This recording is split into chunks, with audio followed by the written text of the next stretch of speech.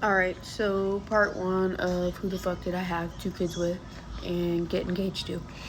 And a little small disclaimer, I always told myself I would never be the girl to like put up with all this stuff and this, that, the third. And it honestly just happens so quickly, and you become so involved and you think your situation's not like everybody else's.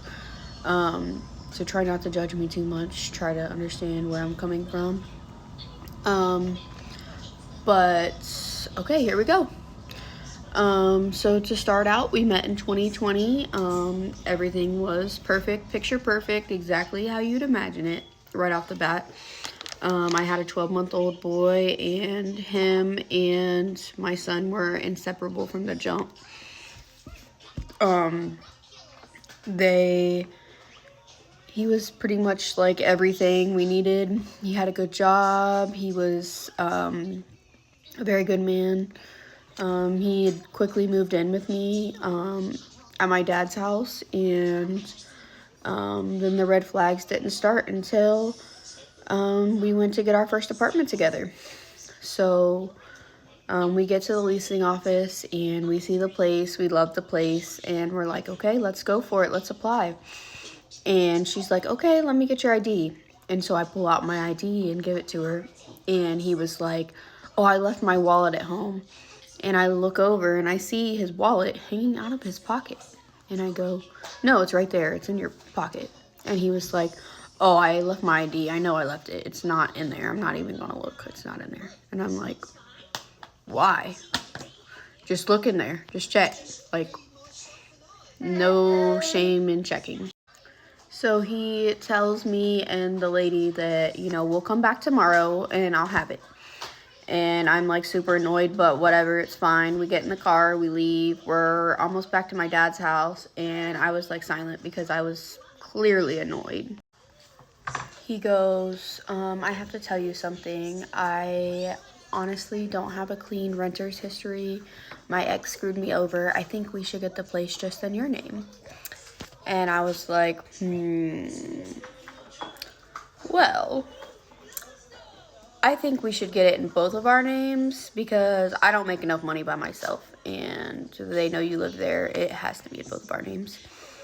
So he's like very quiet for a little bit. And then he goes, okay, here's the thing.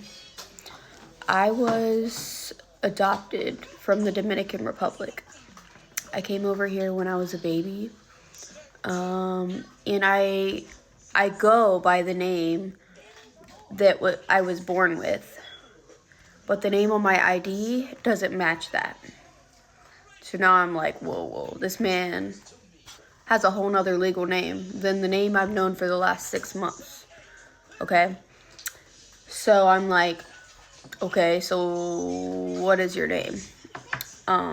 Then he tells me, and he's like, but that's not my name. It's just the name I was given when my family here decided to name me. And I'm like, okay, I can respect that. That's fine. You want to go by one name? It's totally fine. But also, you could have like mentioned your government name to me. That probably would have been appreciated. But the next day, we get back to that apartment to decide, okay, we are going to get this place together, and we give our IDs. And she scanned them onto this paper. And he gets up in a little bit and is like looking at the gym facility and the place around it. And I look at the paper. Tell me why. He was 3 years older than the age he had told me. And his birthday? He told me his birthday was in September. Mom, what is that? But it was in April. So now I'm just like, okay, well, this is weird. So I asked him, I'm like, hey, why does your license say your birthday's in April? And he's like, it doesn't. I'm like, yeah, it does. I just seen the paper. And he's like, well, that's not my real birthday. That's the birthday they gave me. That was the day I came to America. Okay. So here's the thing. He tells me, don't mention this story to my mom. It makes her really upset. She doesn't want people to know I'm adopted. She wants people to think that, you know, I've always been hers and this, that, and the other. So obviously I don't mention it to his mother.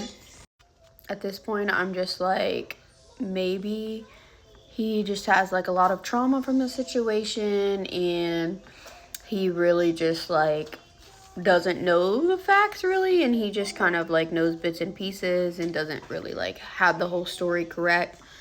But I did try on more than one occasion to like kind of piece it together and ask questions and this and that. But he always like insisted like it was very much between, you know, me and him. Like no one really knows all the story and this and that. Well, I got smart and I was like, well, maybe I'll look him up on like our local like auditor site. So I look him up on this website, of course, and mile-long track record. And I wish I can say I was surprised, but at this point it was like lie after lie after lie after lie after lie. And mind you, I'm already pregnant with his baby, and this is the, you know, the second child I was having out of marriage. And to my family, that was kind of a big deal. And to me, it was honestly a big deal too. Like, I really wanted this to work. I wanted it to work. I understood people aren't perfect, and maybe he's like, didn't tell me everything from the jump, but he seemed like he had good reason not to tell me. So I was very like respectful and understanding of like all these different things. But then I found out, you know, this story was in fact not true at all. His mom passed away not too long into our relationship. And at her funeral, someone came up to him, and I remember them saying, "I remember the day you were born. I was there with your mother." And I remember looking at him and thinking to myself, like, weren't you adopted?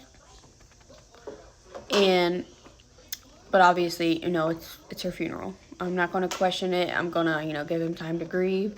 Even if maybe he did get caught up in a lie, it's still her funeral. I need to respect that. So about 2 weeks passed by, and our baby girl was just born. And I decided, okay, I can't do this anymore. I have no idea the origin, the ancestry of the baby I just brought into this world. So I was like, hey, at your mom's funeral, I noticed someone said this to you. Can you help me like make sense of this all? And he's like, well, no one said that to me. And I was like, yeah, they did. And you didn't correct them or anything. Like, well, you weren't there when I was born. And he's like, oh, well, I wasn't paying attention. I didn't realize they said that. And obviously just really defensive and like, that didn't happen. That wasn't me, wrong person. When it was definitely him. I'm 100% sure I was standing right there and it happened, but he made me feel super delusional about this whole situation. And I was just like so lost. So I was like, dude, like, why are you lying about the situation? Like, I need to know like health factors and different things about my children. Just please, like, be honest with me. We're supposed to, like, build together and live this life together, and I need to know the truth. And finally, I was able to convince him to tell me I wasn't adopted. Like, I made up that story, you know, because I didn't. I basically, like, lived in this fantasy world that my family wasn't my family because I didn't like them. Whatever. So, once again, gave him the benefit of the doubt. Okay, you know, I know trauma does weird things to people, and it makes people like block people out, pretend this part of their life doesn't exist, this, that, the third. So at this point, we have a whole child and a whole relationship built completely on a lie.